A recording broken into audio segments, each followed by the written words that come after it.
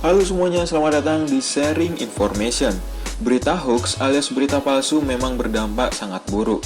Sejarah mencatat negara bernama Iceland atau Islandia dan Pulau Greenland adalah dua tempat yang menjadi korban berita palsu di zaman dulu.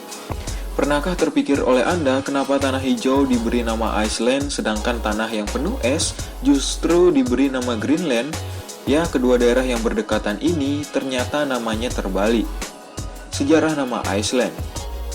Orang-orang Viking adalah orang yang pertama kali datang ke Islandia abad ke-9.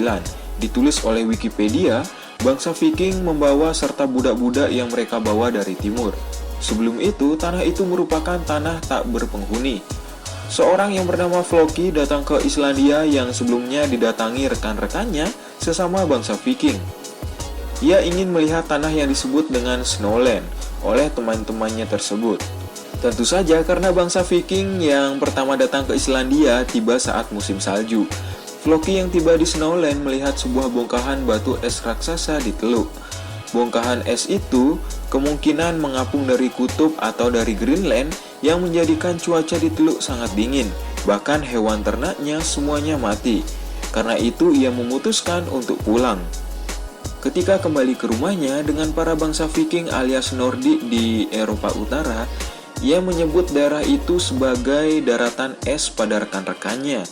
Meski akhirnya orang-orang menyadari bahwa daratan di Islandia bukanlah es seperti yang dikatakan Floki, namun lidah mereka masih terbiasa dengan penamaan lama yang bersumber dari berita palsu yang dibawa dari Floki. Sejarah nama Greenland masih berhubungan dengan bangsa Viking. Di saat itu Pulau Greenland pada abad ke-9 masih belum terjamah. Seorang dari bangsa tersebut bernama Erik the Red yang kalah perang di akhir dekade 980-an akhirnya terusir dari tanahnya sendiri dan pergi berlayar. Ia tiba di Greenland yang pada waktu itu belum bernama di sekitar beberapa tahun kemudian. Erik the Red menemukan sedikit tanah yang berwarna hijau di Greenland. Ketika turun dari kapal, ia menyebut tanah itu sebagai daratan hijau alias Greenland. Ia meminta rekan-rekannya untuk kembali ke Nordik dan mengatakan ada Greenland yang subur. Ketika rekan-rekannya berada di perjalanan pulang, Erik the Red baru menyadari bahwa tempat yang hijau itu hanyalah 10% dari seluruh daratan luas Greenland. Faktanya 90% lainnya adalah es. Ia menyadari ada kabar yang salah, tapi sayangnya bangsa Viking sudah mendengar adanya pulau hijau di seberang lautan dan berbondong-bondong datang ke sana.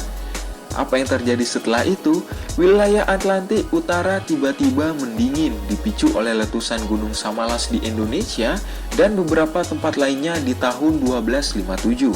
Alhasil Greenland semakin dingin dan tempat hijaunya berkurang drastis. Saat itu bangsa Viking yang berada di Greenland mulai kesulitan dan hanya punya satu pilihan, pergi dari pulau hijau itu.